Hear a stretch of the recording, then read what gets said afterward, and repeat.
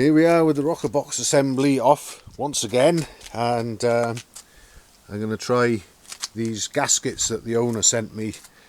The previous attempt at solving the leaks by using silicone sealant didn't really work because the rocker box assembly just pretty much pastry cut it to smithereens and it started leaking again, which is what it had done with the paper gaskets that I replaced in the first place. So I don't know how well things are going to work out with these or for how long, but I'll give them a try. And for anyone who's interested, the push rods here are pretty much self-locating into the rocker box, into the rockers as you put it in position. They don't move around very far. And the outer pair, the short ones, are for the inlets, and the long ones, the inner ones, are for the exhausts, for anyone who needs to know. Another thing I did this morning, before obviously taking the tank off and the rocker box off, was I took the machine for another run. After yesterday afternoon, I tightened up. I found I was able to tighten all the engine plate and frame nuts and bolts and whatever by a reasonable margin. I also dealt with some rather slack steering head bearings.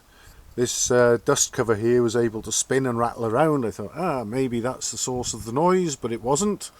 Took it out for a run this morning after, like I say, tightening everything up and those and found that the noise was still present. Then finally I decided, I reached up under the in the tunnel of the fuel tank and got hold of the horn and found that I could sort of waggle that around and get a similar noise to what I'd been hearing. So I took the horn off, went for another ride, but we've still got the noise. So I decided that I would just take off in a slightly different direction, deal with this issue here, the leaky rocker box, and that maybe, just maybe, while I had things apart and the tank off and whatever, I might just see something that maybe I missed previously. I've also taken the headlamp off again and checked around in there. There's nothing in there.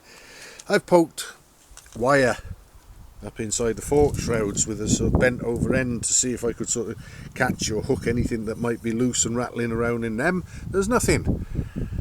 I've had the clocks off. I've rattled that, shook them around. They wouldn't rattle.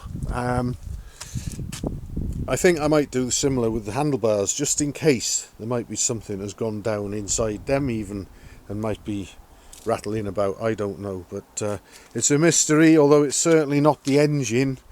And as I've said before, I don't think it's anything sort of dangerous, I hope. It's just more of a nuisance than anything, but I'd love to find out what it is and stop it.